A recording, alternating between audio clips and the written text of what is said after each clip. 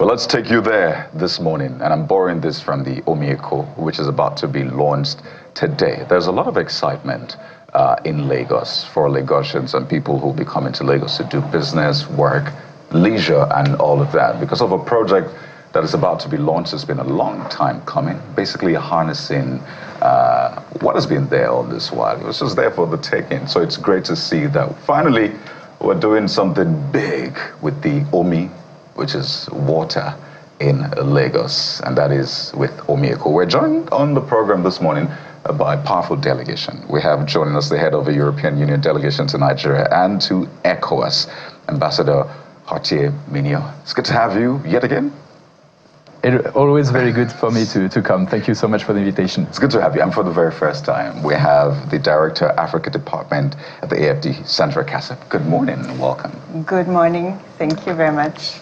First off, Omi Eko, how excited are you about this project? I've gone through comments online. First, we had the E1 Lagos GP. I don't know if you caught that. The electronic sports that held in Lagos some weeks ago. Very first time in Africa. And it was beautiful to see. So a lot of people were jealous and said, come on, let's have this in our state. But now we're going to have Omi Eko. Mm-hmm. So let's break this down. First, what is Omi Eko really all about?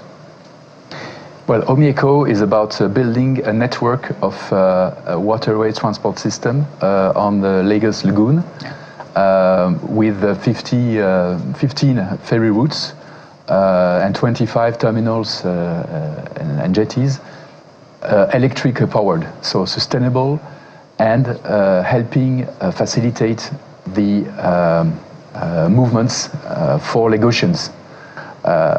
Avoiding the traffic jams, beating the traffic through the lagoon with fully modern equipment, vessels, terminals, also an operating system, of course, state-of-the-art and using new technologies. But also it goes beyond this. It's also an instrument for urban transformation, really. It's not only about public transportation. Fantastic. And I'll come to you and just get a sense of what has come together to make this happen. As I said, there are a lot of other states that are looking at Lagos and they're saying, come on, we also could use this kind of initiative. But we know that Lagos is the economic hub of Nigeria. We know that traffic jams are a major headache. If you want to travel in Lagos, you have to add 2 hours sometimes to your travel. But what came together to make all of this a success? I imagine it wasn't just one person or one body that is making this a success. No, you're perfectly right. I think this project is really illustrating all the meaning of a long-term partnership. The French Development Agency, we have started to work together with Nigeria in 2008. And since already almost 12 years, we have built a really strong partnership with the state of Lagos to support the transport master plan. It has enabled us to be part of the strengthening of the transportation system in Lagos. I had the great opportunity yesterday to visit with the Commissioner and MD of Lamata, the terminals of Marina and Mile 2.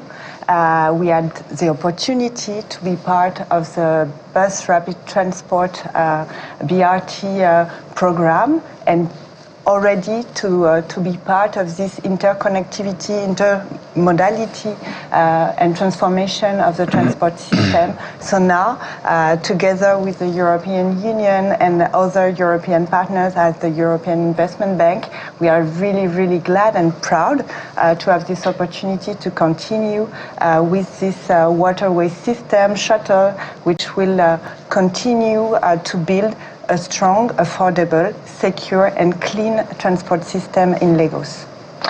Exciting. And I say this for good reason, because some would say there are many challenges as far as water transportation is concerned in Nigeria. But where Lagos is, it's a bit advanced, when you look at the landscape and the management of the waterways in Lagos and the transport system. It's not as mature, but, it's something that can be worked with. Now, help us understand the buy-in of the Lagos state government in this Omi Eko project? So we had the opportunity yesterday to meet together with Lamata, the state of Lagos. We'll have the launching of Omi Eko with LASWA today. This type of project needs a lot of ownership. A good strategy and a planning of the national stakeholders and all which are our partners. So it has been a long-term planning strategy to design such a program. What is also really interesting is to see the strong ambition of Lagos and Nigeria to really accompany this energy transition through the transport system. Transport is one of the most emissive sector, so it is so important both for affordability, for more comfort for the people. It is really time consuming and money out of pocket to pay its transportation on a daily basis.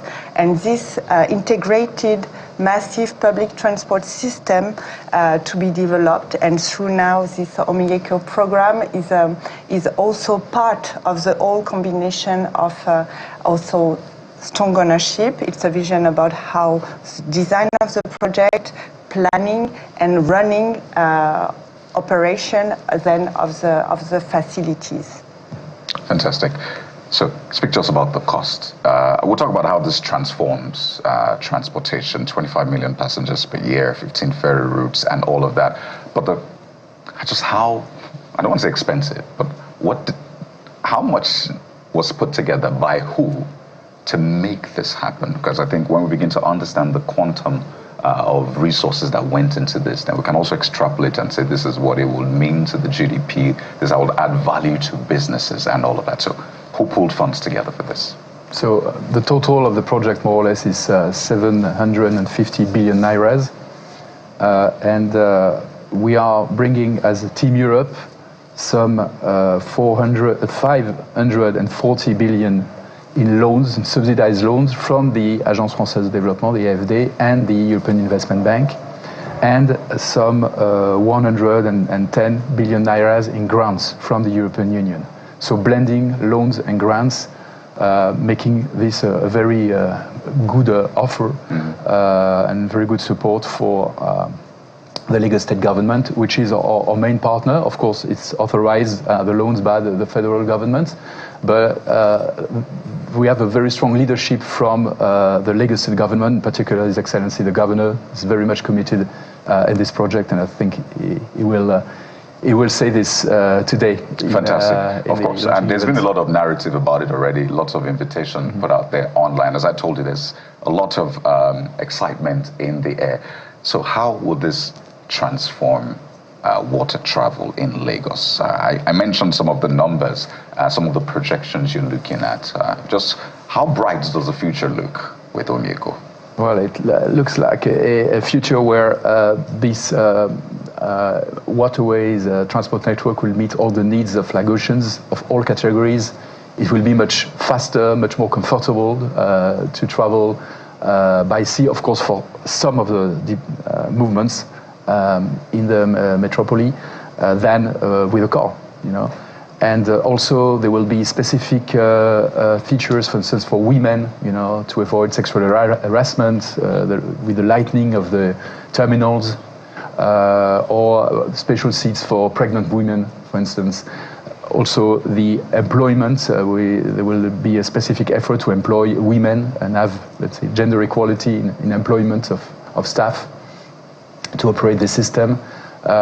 So it will be much faster, much more comfortable, and again, it will be very beneficial also for communities, you know, which today are somehow isolated, and they will be much more integrated into the city somehow.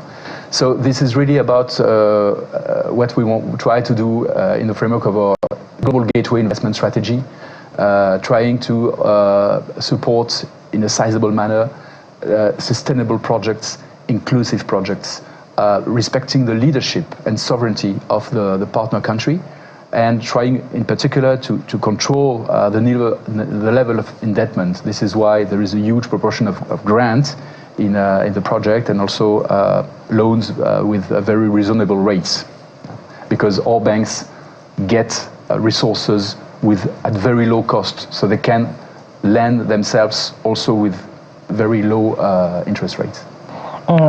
Interesting, and that's assuring the feminine women component of it. But speaking of the future, help us understand, maybe I should bring this to you now, the value addition and backward integration potential for this project.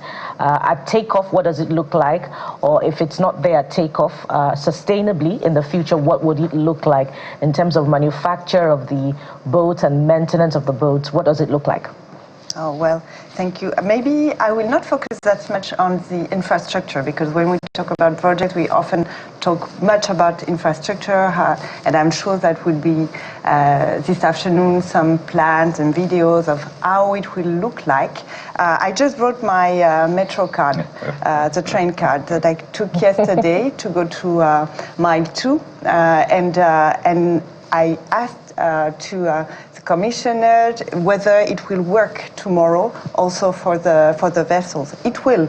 So what is really interesting, I think, it's to propose and to give access to the people, and to much more people than today, to a real service, a quality service, to bring them from... yesterday we had the opportunity to discuss with some kids going to school, to college, and also professional going to work every day. So it is a good opportunity, and it will change, I think, their life, because this is what the rail has already brought to their daily life, to have the opportunity to go from your home to your facilities, to your school, or to your job, with one service, quality one, reliable one, secured and clean. So I think the infrastructure will be fancy, and I'm sure it will be, and it will provide also commercial opportunities for shops, and also services to people to take its coffee or food before going to work. But it will also give a lot of a simple service, reliable, secure one, and clean one. Absolutely, and if I may add, it will be, of course, very safe in terms of water transportation, and this is also a very important point, and also climate resilient. I think this is interesting, that we are planning for the worst case scenario in sea rise by the end of the century, 80 centimeters of sea rise, which would be huge. The system will be designed to still function and not be overflooded by the sea if this worst case scenario happens because of climate change. I want to touch on the e-mobility bit of it, because I see here that the e-ferries will cut greenhouse gas emission, charging stations at pontoons will be powered by a battery energy storage system supplied by solar panels. Well, the grid and a CNG backup generator will support the system. So what is the timeline you're looking at? How soon can people begin to use this, maximize this in that sense? Because it's one thing to announce the launch, it's another thing for it to come to fruition fully. Some projects are in tranches. So you say, oh, within this period, we'll do 30%, within this period, we'll get to 90%, and then we'll be fully operational by this period. So to help people manage their expectations, what is the timeline? Absolutely. The timeline will take years. It will depend on the work of the authorities in charge of the implementation. I know that Mr. Governor wants things to be swift, and he's right, but at the same time, we want to reach top quality. And you don't reach top quality just in a few months. You know, if you do this, you do scrap, and then in some years you see the infrastructure coming down. So we want really something lasting for decades, many decades. And so things will be done progressively. You know, it will not be 15 routes immediately. It will be one, and then a second, etc., etc. And so it's difficult to give a precise timeline. But we hope that in the next few years there will be already the first line open, and then the network will grow. Also with the transition, because there is already a waterway transport system in place. So there is also a transition plan also to help the current operators to phase out their current activities and upgrade the system with these new terminals and vessels. And of course, there will be tenders, open tenders for contractors. We're not imposing all companies, but of course our EU companies are also very keen on offering their know-how, but there will be a competitive tender operated by Lagos State authorities. And another part that is just as important, and I want you to address Nigerians now, particularly Lagosians who would can afford water transport, but would rather go, by road because of phobia for water. What is the campaign looking like to encourage, more Lagosians to take up the choice of water transportation? That's on the one hand. On the other hand, when you brought out your calorie card, I was hoping you would speak to pricing. Currently, prior to the launch, water transport was rather expensive, beyond the reach of people. So what is the percentage reduction for those who should be taking up Omi Eko? Thank you for this question, because this is really touching the needs and the expectation of the people. So the whole idea also of working together with Lagos State is to have these studies to be conducted to really plan as much we get a more integrated and more people using the transport system, more we can work on the pricing and also have some kind of perequation. I'm not sure it is the right English word, I'm sorry. I'm still coming from Paris. It's okay. But to have a better price for vulnerable households and to have a capacity of an equity in the trenches of the price for transportation. And just coming back to attractivity and to the idea also of having an important communication over the project, we also do this information and communication in France and in Europe, also to attract top quality and champion companies to be interested to invest and to work in Nigeria. Because such innovation and this type of program also are really exciting for European and French companies. So we're really expecting them to come and to apply also to the commissioning and to ensure that the service will be at the level of expectation. And I think security, safety is really part of the program. So I'm sure and I'm confident that there will be a lot of information, sensitization regarding this safety, and also that all the diligences and all the equipments will be put in place to ensure that people will be more confident in taking waterway and boats for their transport. There you go. To manage expectations further, you can't go and access the Omi Eko tomorrow or today just yet, so please take it easy. It's a process. It's being built up, and I understand that it will run from 2024 to 2030, implemented by the Lagos State Waterways Authority. This sort of sinks into Lagos State Development Plan 2022 to 2052, so it's sort of like a brilliant marriage. But I want to speak to other things that are in the offing, because your presence here is not just about the waterways project. There's also the European Bank for Reconstruction and Development, where Nigeria just became a shareholder, I believe. There's also plans about fiber as well, that's internet. So maybe we can speak to that as we wind down. So it's not just water, there are other projects around infrastructure and connectivity as well. What does that look like as we wind down? Well, this is all part of our global gateway strategy, which is the European offer to the world to help perform what we call the triple transition: green, digital, and inclusive, that we are trying to perform in Europe, and we want to help others to do, and also improve connectivity. Not only in Nigeria, but also in West Africa. For instance, this Omi Eko project is part of a broader Lagos-Abidjan corridor that we are trying to strengthen. And these other projects are also part of that. The EBRD is a new ace in our game, a new actor in our Team Europe. We have the European Investment Bank funding in particular Omi Eko, And the EBRD is another bank. It's not a purely EU bank, but the EU and its member states have a majority of shares. And it's part of Team Europe. And they are coming here in Lagos. They will open premises very soon, and they are hiring their staff now, local staff predominantly actually. And their offer will be very much complementary to the one of the EIB, because they work more towards the private sector, more also local currency, with smaller amounts of loans than EIB on average. And so we are very glad to have them. And indeed, they are already building their pipelines of loans.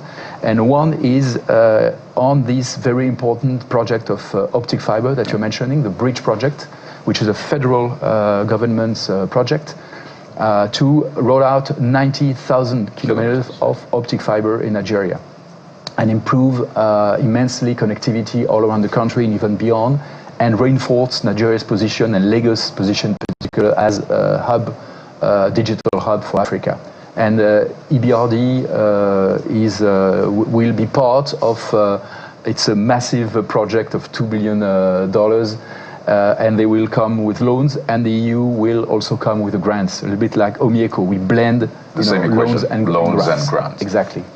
We have to anchor at this point. It's been an interesting conversation. I know you have a long day ahead to explore Lagos, so we wish you all of the very best. But we always ask to be very candid now and upfront. What's in it for you?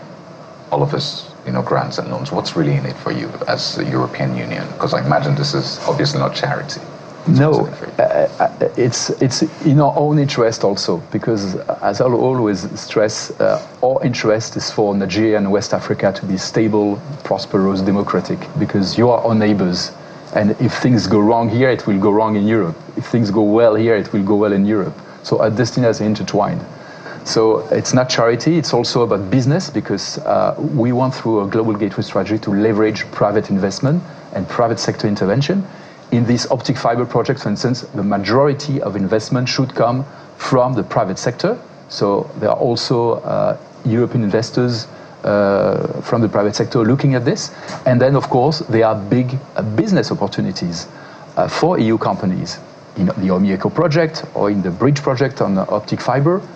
Of course, it will be competitive. We have to, have the best offer. But we hope very much that our companies will also partner also with Nigerian companies in these projects. Ambassador, always a pleasure speaking with you, and it's great to have you as well on the show. So thank you for the great work. We wish you all the very best today. Sandra Kassab, Director, Africa Development at the Agence Française de Développement.